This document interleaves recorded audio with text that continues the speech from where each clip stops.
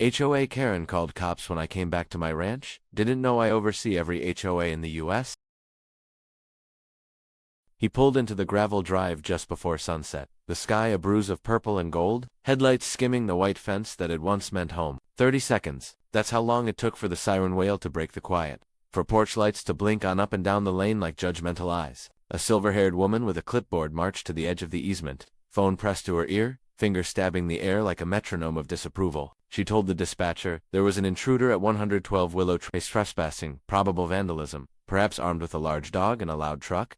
The man Reid killed the engine. The dog thumped its tail. The truck ticked as it cooled. Reid stepped out slowly, dust lifting from his boots, and took in the house he had restored with a father who wasn't here anymore. A porch swing that still swayed when wind remembered it. "Ma'am, this is my ranch," he said, voice steady as a river rock. She didn't blink. "This neighborhood has standards," she sniffed, "and I enforce them." The patrol car rolled in, red and blue splashing over the siding. Reid kept his hands visible. He could end this with a single sentence, but he didn't. Not yet, because sometimes justice needed witnesses. The officers approached with practiced calm, hands hovering near holsters that seldom left their snaps. Reid offered his license, the deed copy he carried out of habit, and a stack of newly notarized papers that smelled faintly of ink and the promise of return. They examined everything carefully, brows knitting, radios quiet. The woman with the clipboard neighbors called her Karen, though that wasn't the name on her mail crossed her arms. She listed a dozen violations: unauthorized parking on a decorative surface, a mailbox inconsistent with community aesthetics, and, most grievously, a non-compliant canine. Reid's dog, Scout, lay in the dust like a fallen loaf of bread, eyes soft, collar gleaming with current tags. The officers exchanged a look that meant, "This is a tall order for a Tuesday." One of them asked Karen to step back. Reid's gaze traveled to the pastures where winter grass bowed its head, then to the porch where his mother had once taught him how to listen to storms. He could have named the obscure statute that already invalidated 3 of Karen's claims. He could have dialed a number that would make bylaws rewrite themselves. But he chose silence, answering only what was asked. The officer handed back his documents and suggested everyone take a breath. The sirens tapered out. The quiet returned, but it was the brittle quiet of a window before it shatters. Residents gathered, barefoot and cautious, like tide pools forming around a reef. Some recognized Reid from the first years before his career took him far and out of sight. They remembered the kid who had saved the old barn and organized the spring cleanup after the ice storm. Karen's voice filled the gaps of their uncertainty. She read, in ringing tones, from a binder that looked heavy enough to anchor a boat. "We have rules," she declared, "or we have chaos." She gestured at Reid's truck. At the dented gate he had planned to repair at dawn. Then she turned to the crowd as if to harvest their approval. Faces twitched. "The fence between belonging and banishment is 1 sentence wide in a cul-de-sac." Reid nodded as she spoke, filing each accusation in a neat row in his mind. He saw the corners where compassion had been trimmed, where power had been polished, too often by the same hand. He thought of his father's last advice: "Son, when a rule forgets the people it was made for, it stops being a rule and starts being a wall." The wind lifted a page of Karen's binder and flipped it like a betrayal. A neighbor named Mateo stepped forward and asked, gently, whether there was room to talk. Karen snapped the binder shut. "There's room for compliance," she said. Someone in the back muttered, "There's room for decency, too." The night held its breath. Reid spent the next morning repairing the gate carefully, slowly, as though he were stitching skin. He greeted joggers, waved to a school bus, and let Scout nap under the truck's shadow. He noticed little things others might miss: the cracked stucco by the sign that promised community, quiet, quality, the hedge trimmed so short it looked embarrassed, the flyer on the board warning of fines for visible garden hoses. His phone buzzed with messages from a world far beyond. Willow Trace, board directors, regional coordinators, policy drafts awaiting his oversight. He silenced it. A boy on a scooter stopped to watch. "Is the lady mad at you?" he asked. "She's mad at rules," Reid replied, "and maybe at how people use them." The boy nodded, thoughtful. In the afternoon, Karen delivered a formal notice, the font stern and the margins narrow. It demanded an immediate repaint of the mailbox, a permit for vehicle storage, a removal of unapproved agricultural tools, and a courtesy note about attendance.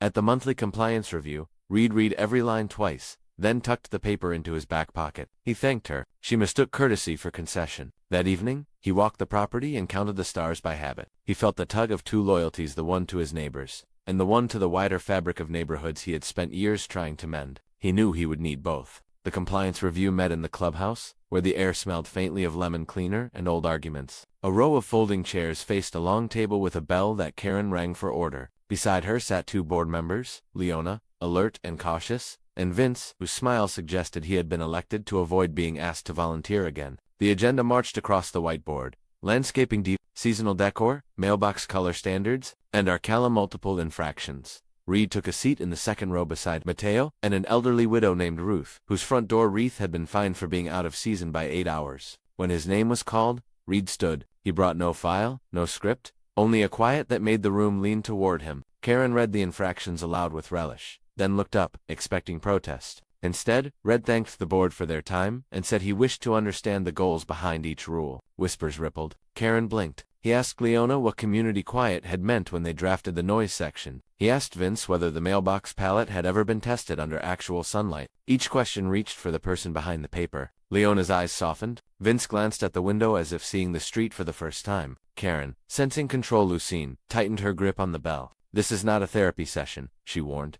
Reid smiled gently. "It's a community." By midweek, letters turned into fines, and fines into threats. A tow truck idled 2 houses down, a warning disguised as service. Ruth's eyes shone with worry. Mateo's teenager stopped practicing guitar on the porch. People started parking 2 blocks away to avoid notices. The weather turned hot, and someone posted a rule about visible, oscillating fans. Underneath it, in small handwriting, someone else wrote, "Please, it's summer." Reid watched the clubhouse windows at night, where a single light burned long after the streets went dark. He recognized that light from 100 neighborhoods, the glow of private governance slipping out of public sight. He opened a map of Willow Trace, marking complaints and fines he had heard about. Patterns emerged like tracks in a field, certain corners saturated, certain houses spared. He visited the spared ones, asked what they loved about living here. He heard the same phrase, shy and hopeful. It used to feel like a community. He visited the saturated ones and listened to stories that could fit in the margins of any button. A disability that made yard work slow. A single father juggling shifts, a veteran who needed his truck for contracting work. Reid felt his restraint thinning,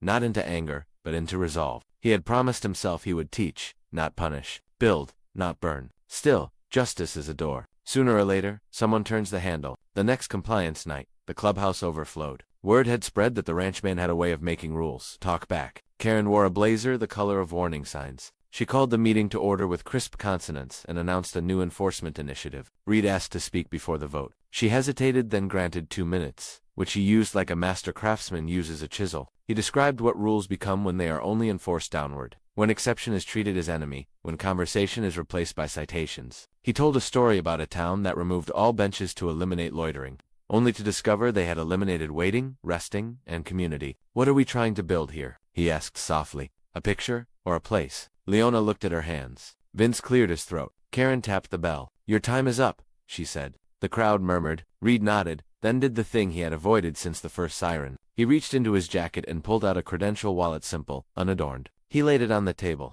The room tilted. "Titles can be heavy, but truth is heavier." Reid Lowe, Executive Director of the National Council of Homeowners Associations. He didn't raise his voice. "I oversee every HOA in the U.S., he said, "including the ones that forget who they serve." The bell stopped midair. Shock rolled through the room like thunder over flat land. Karen's face went white, then red, then the polished neutrality of a person computing risk. "If you're here in an official capacity," she managed, "you must recuse yourself from." Reid shook his head. "I'm here as a neighbor, but I'm also here as someone who has seen what happens when power forgets its purpose." He asked permission to conduct a listening session. No votes, no fines, just stories. The bell stayed silent. Leona agreed first, voice barely above a whisper. Vince followed, rubbing his temples. People stepped forward. A new mom fined for leaving a stroller on the porch. A retiree cited because his granddaughter's chalk art crossed a sidewalk seam. A nurse who received a warning about unsightly scrubs drying on a line. Each story added a thread. Reid didn't argue law or policy. He asked, what would have helped? Answers rose like birds. A conversation, a grace period,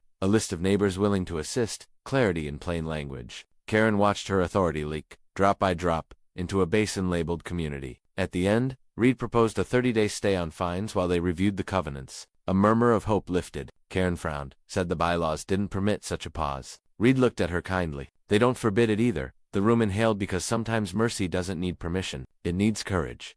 The review began at Reid's dining table, where coffee steamed and stacks of documents formed small cities. Leona brought the original covenants, yellowed at the edges. Vince brought spreadsheets and a willingness to learn. Karen arrived with a briefcase and a wall around her. Reid set ground rules. Assume good intent. Seek clarity over control. Translate every clause into language a 7th grader could understand. They started with the mailbox saga. The palette had been chosen from a catalog that no longer existed. The vendor had folded 5 years prior. We've been finding people for shades no one can even buy, Vince realized. the truth landing hard. Next came vehicle rules. Reid underlined commercial appearance and asked who decided what counted. The silence said, whoever holds the bell. They reframed it. If a vehicle is clean, operable, and fits safely, it's part of life, not a violation. They drafted a neighbor help roster, volunteers for lawn care, paint touch-ups, and quick fixes. Ruth signed up to bake proudly. Each revision felt like opening a window in a stuffy room. Karen argued, sometimes sharply, but when Reid asked her to name the value behind each rule, even she softened. Order, she said once, very quietly. Order keeps things from falling apart. Reid nodded. Order is good, but order in service of kindness is better. She didn't answer, but she didn't leave either. Midway through the 30 days, a storm blew in from the west, fast and mean, with a wall of rain like a curtain dropping on a stage. A cottonwood split, blocking the entrance. Power flickered out. Phones died. In the dark, rules are useless unless they're written in human hearts. Reid tied on an old raincoat and knocked door to door. Mateo hauled limbs with the grace of someone who had moved heavier things. Ruth brewed coffee on a camping stove and poured it into travel mugs that warmed cold fingers.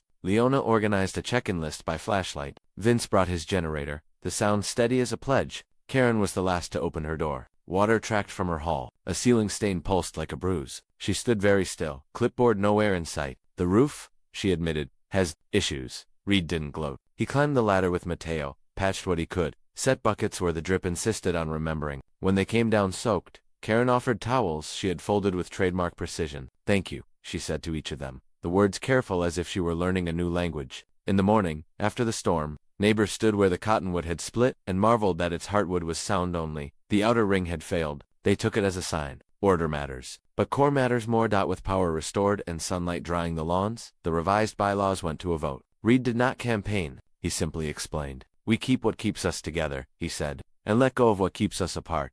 The changes were modest but radical. A grace period before fines. A volunteer corps instead of automatic citations. A clear standard for vehicles and decor that prioritized safety and cleanliness over sameness. A mailbox update that allowed any of 3 pallets available at the local hardware store. And a clause that required an in-person conversation before any written notice. The vote was close enough to make hearts race. When the tally tipped toward yes, cheers soared, surprised and joyful. Karen stood at the edge, neither smiling nor scowling, as if feeling weather shift inside herself. Reid approached her with a simple paper, an invitation to serve as chair of the new Welcome Committee. No bell, no clipboard, just neighbors greeting neighbors. She looked at it for a long time. Is this punishment? She asked, wary. It's a chance, he said. She nodded once. The kind of nod that says, I don't know who I am without my armor, but maybe I can find out. That evening, kids chalked suns on the sidewalks, and no one measured the raised dot. Months later, autumn laid its copper coins across the pastures, and the ranch breathed like it had been holding a long,